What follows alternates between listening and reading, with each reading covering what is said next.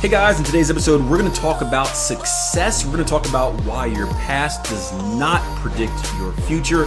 And I'm going to share with you a really cool story from a person who was really struggling and was destined to be a loser and unsuccessful individual who became a millionaire. And it was all because of some very specific actions that he took that really came about by accident. It's a really cool story. And the idea from this came up from, I just left my church's men's group, and we're talking a lot about the brain and reprogramming yourself, and it's really cool stuff. If you guys ever get a chance, right, do some study on the brain, do some study on neural pathways.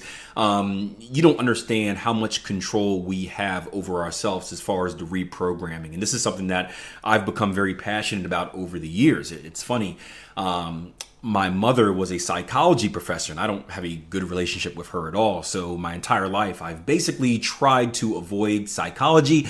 I also tried to avoid economics, and lo and behold, now that's what I deal with on a regular basis, being a professional trader for 16 years and being a professional trading coach for 10 years, where I deal with economics and psychology all the time. But I've kind of accepted this fact, and I've dove in a lot, and I have a lot of conversations about changing yourself for better, whether it's through trading, whether it's just, in everyday life, whether it's coaching track and field and dealing with college-aged students who are going through that weird process of kind of finding themselves. And you'd be amazed at how much control we have in our success. And this was a tough pill for me to swallow because my entire life I was always told product of your environment, right? I come from a urban environment. African American males were not supposed to get out of this environment unless we sold drugs, unless we became musicians, or unless we played sports, right? There was no other options. That is what we were told. That is what was ingrained in our heads growing up. So that's all we thought. And it's unfortunate because many people still think this way, and because of that, they don't do anything different. And in the intro, I kind of talked about your past doesn't project your future, and that's kind of deals with that product of your environment thing, where a lot of people believe that because this has happened in the past, whether to them, whether it's a brother or sister or some type of family member, they are destined to kind of be the same, and they accept that, and they ultimately end up in the same place. However, you can change your path, right? Again, the cool thing about 1% change or 1 degree change is this, right? If you can imagine yourself standing where you're standing and your quote unquote destined path is straight ahead, right? If you just shift by 1 degree to the right and you take steps, 10 steps forward, you're going to be in a different place before. You take 20 steps forward, you're going to be in a different place before. You take 30 steps forward, you're going to be in a completely different place than you were if you were just to walk straight. And that's just a 1 degree change over a small period of time. Imagine a 1 degree change in many aspects of your life. So a 2, 3, 4, 5, 6, 7, 8, 9, 10 degree change over weeks, months, years.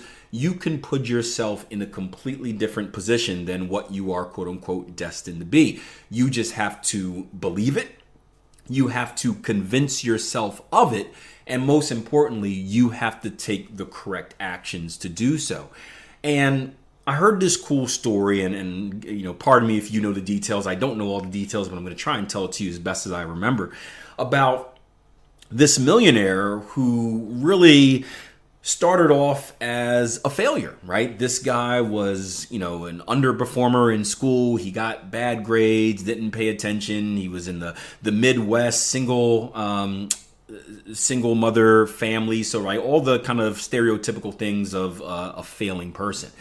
And he had all accepted that he was going to be a loser. He wasn't going to take any tests to graduate high school. He was just going to go do whatever he was going to do, which is, probably get into trouble and kind of continue that cycle of failure in his family. And he knew that despite his struggles and his failures, his mom was very passionate about him trying. She wanted him to take this test called the SAT. And for you guys that are not familiar, the SAT is like an exit exam in our high school system. So if you want to go to college, if you want to go to university, you have to take this test called the SAT. And then based on your scores, when you apply for a college or whatever, you get accepted or you don't get accepted, or maybe you can earn scholarship money, right? It's kind of your grading system for the next level of higher education. So he took this test, and the only reason he took this test is because, hey, his mom said, take it. Right? Take it. I'm going to do this for you, Mom. I'm going to make you happy. I know I'm dumb, but, I'll do this one thing. And this guy took the test, and, he gets done taking the test, and his mom says, hey, what'd you think? He's like, I probably failed it. I bombed it. It was hard. It is a difficult test. And weeks later, he gets his test score back, and he has a 1480. Now, again, for you guys that are unfamiliar, the SAT is comprised of two main sections. It's a reading section and a writing section. They're both worth an 800-point maximum. So the perfect score on an SAT will be a 1600. This guy got a 1480, which is really, really, really high performing. I'll give you guys some examples. I thought I had an extremely good SAT score, and I was a 1080, right? If you get over 1,000, boom, you're doing backflips. I was a 1080, which I thought was an extremely good score, but it was nowhere near the amount of getting like academic aid or anything. So this guy got a 1480, which makes him a genius. And the first question his mom asked him when he got the test, she was like, did you cheat? And he's like, well, I tried to, but I really couldn't, because it's basically impossible to cheat on the SAT. So it's this big, massive surprise that this guy that was left for dead gets this extremely high score. So all of a sudden, he starts thinking, man, like, I'm smart. Maybe I should give this school thing a try. And he starts trying harder in school. He brings his grades up. Long story short, he gets into college, an Ivy League college, which is one of the kind of the most prestigious colleges here in the U.S. And he goes on to become this magazine entrepreneur that ends up being a millionaire, right? And the funny part is, right, if that's not a success story in its own right, here's the very interesting part. So every once in a while, the SAT, they make mistakes, and they kind of let you know when they make mistakes. So 12 years after this guy graduated college, he gets this letter in the mail that says, hey, sorry, but we made a mistake. Your score actually wasn't a 1480, it was a 780, which is a pretty bad score. Oops, sorry. So it's interesting, right? This guy thought he was this genius, but he really wasn't any smarter than what he originally thought. So what was the difference? Well, as soon as he got that 1480 on his score, a light bulb went off. He was probably told his entire life, you're dumb, you're nobody, it's not worth it, you're stupid. And again, I come from the Philadelphia public education system, which is one of the worst in the country. Unfortunately, I've seen that and experienced that my whole life as well, where teachers just be like, just try to graduate, or hey, it's not even worth studying, you're never going to amount to nothing. I know you guys are like, how can teachers say that? Unfortunately, it's true. And again, you start believing this stuff. When everyone says it to you, you start believing it, and that is your destiny, and you usually get into bad stuff. So he was told this his entire life, that he was going to be a nobody, he was nothing, he was dumb, and he was stupid. And for the first time, something different came about. Something, right, quantitative, said he was smart. So all of a sudden, he started taking actions that smart people are supposed to take. All of a sudden, the teachers that were teaching him, instead of leaving him for dead, they start saying, hey, maybe we missed something. Let's try to teach him a little bit better. Let's talk to him a little bit different. Let's help him a little bit more. And that one moment launched his path into becoming a millionaire, all because he believed. Now, this was 100% by accident, right? 100% by accident. He just got the wrong score. It happens. But the point is this: the power of belief is so strong that you can change your life. And we talk about a cycle a lot in trading, or I guess it goes for anything in life, called belief, actions, results. Because trading is the same way. Trading is extremely difficult. 99.9% of traders fail at the beginning. 90% of traders just fail the entire time. But 99.9% of traders fail at the beginning, and we reach this point where we think we're not good enough, right? I don't know how far you guys listening are in the process, but You learn, it's hard, you mess up. You learn, it's hard, you mess up. You develop a strategy doesn't work. You develop a strategy does work. You try to trade it live, now it doesn't work, right? There are so many obstacles, there are so many setbacks in trading. I think that all of us, or 99.9% of us, have been at a point one time or another, or maybe you're going through it now, where you just want to give up. You've told yourself that, you know what, I'm just not good enough. I'm just not meant to be a trader. And again, you can do this for anything else in life. You're not meant to be a doctor. You're not meant to be this, a lawyer, whatever you want to choose, you can insert it there. But many of us have been at that point where we've wanted to give up. And it's really hard to get confidence at that point in your life. So that belief, action, result cycle is this. You have to believe that you deserve to be successful. You have to believe that you can be successful. You have to believe that what you're doing is going to make you successful. The more that you believe in yourself, the more likely you are to take the right actions. Again, this guy started thinking he was smart. All of a sudden, he started showing up to class. All of a sudden, he started doing homework. All of a sudden, he started trying a little bit, right? He started taking the right actions. And when he took those right actions, guess what happened? His results got better. He started getting better grades on papers, better grades on tests. His GPA, right? His grade point average went up in school. And then when that happened, right? He got more belief because now he's seeing like, wait a minute, I'm doing these new things. These new things are giving me a direct payoff. This is cool. This stuff is working, right? Imagine this in the trader's part of the journey where you finally kind of dig yourself out of a drawdown. You go through your first drawdown, and the drawdown is a period of time where you're losing money and it's dark and it seems like you'll never get out of this hole. But you believe in your system. You've done the work. You've done the back testing. You trust it, and you keep taking the right actions. You keep taking the trades. You don't sabotage. You do only what you're supposed to do. And then all of a sudden, those actions dig you out of that drawdown. You're at new equity highs. Now you're like, wow, this thing was big, dark, and scary, and now I just overcame it. So what happens the next time you get into a drawdown? Now you believe more. I've done this before. I'll do it again. And then eventually you get to the point where you blindly trust yourself. You blindly trust your strategy so much that you're running on autopilot. You can't be stopped, right? This belief, action, results cycle is so powerful. But it starts with you needing to tell yourself that you can be successful. And I go back to a point in my trading, because again, I'm just like you, right? Many of you guys know me as the 16-year vet in the market, but I started out just like you. I started out as someone that had a passion. I started out as someone that had a dream. I started out by every single person in my life except for one person. Two people, right? Two people told me that I wouldn't be successful.